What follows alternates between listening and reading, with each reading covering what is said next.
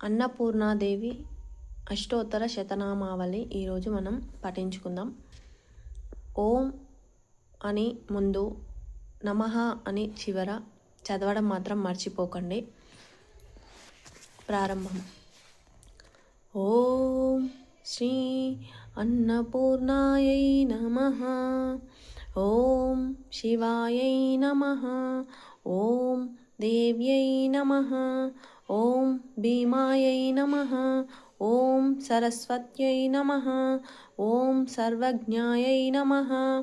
ఓం పార్వత్యై నమః. ఓం శర్వాణ్యై నమః. ఓం శివవల్లభాయై నమః. ఓం వేదవేద్యాయై నమః. ఓం మహావిద్యాయై నమః. ఓం విద్యాదాత్రే నమః. ఓం విశారదాయై నమః. ఓం కుమారత్యై నమః. ఓం త్రిపురాయై నమః. ఓం బాలాయై నమః. ఓం లక్ష్మ్యై నమః. ఓం భయహరిణ్యై నమః. ఓం భవాన్యై నమః. ఓం విష్ణుజనన్యై నమః.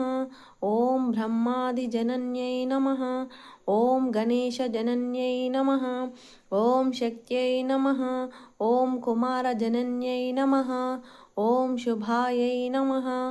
ఓం భోగప్రదాయై నమః. ఓం భగవత్యై నమః. ఓం భక్తభీష్టాప్రదాయిన్యై నమః. ఓం భవరోగహరాయై నమః. ఓం భవ్యాయై నమః. ఓం శుభ్రాయై నమః. ఓం పరమమంగళాయై నమః. ఓం భవాన్యై నమః. ఓం చంచలాయై నమః. ఓం గౌర్యై నమః. ఓం చారుచంద్రకళాధరాయై నమః. ఓం విశాలాక్ష్మ్యై నమః. ఓం విశ్వమాతాయై నమః. ఓం విశ్వవంద్యాయై నమః. ఓం విలాసిన్యై నమః. ఓం ఆర్యాయై నమః. ఓం కళ్యాణనిలయాయై నమః. ఓం రుద్రాన్యై నమః. ఓం కమలాసనాయై నమః. ఓం శుభప్రదాయై నమః. ఓం శుభాయై నమః. ఓం అనంతాయై నమః. ఓం మత్తఫీనపయోధరాయై నమః. ఓం అంబాయై నమః. ఓం సంహారమదన్యై నమః. ఓం మృడాన్యై నమః. ఓం సర్వమంగళాయై నమః. ఓం విష్ణు సంసేవితాయై నమః. ఓం సిద్ధాయై నమః. ఓం బ్రాహ్మణ్యై నమః. ఓం సురసేవితాయై నమః. ఓం పరమానందాయై నమః. ఓం శాంత్యై నమః. ఓం పరమానందరూపిణ్యై నమః. ఓం పరమానందప్రదాయై నమః. ఓం పరోపకారనిరతాయై నమః. ఓం పరమాయై నమః. ఓం భక్తవత్సలాయై నమః. ఓం పూర్ణచంద్రభవదనాయై నమః. ఓం పూర్ణచంద్రనిభాంకుశాయై నమః. ఓం శుభలక్షణసంపన్నాయై నమః. ఓం శుభానందగుణార్ణవాయై నమః. ఓం శుభాయై నమః. ఓం సౌభాగ్యనిలయాయై నమః. ఓం శుభదాయై నమః. ఓం రతిప్రియాయై నమః. ఓం చండికాయై నమః. ఓం చండమందనాయై నమః. ఓం చండదర్పనివారిణ్యై నమః. ఓం మార్తాండనయనాయై నమః. ఓం సాధ్యై నమః. ఓం చంద్రాగ్నినయనాయై నమః.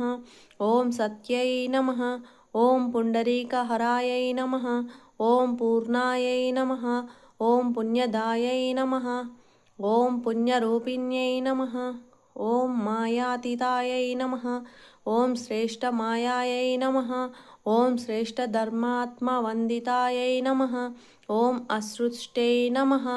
ఓం సంగరహితాయై నమః. ఓం సృష్టిహేతుకపర్ధిన్యై నమః.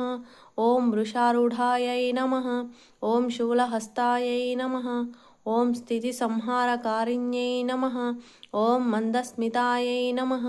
ఓం స్కందమాతాయై నమః. ఓం శుద్ధచింతాయై నమః.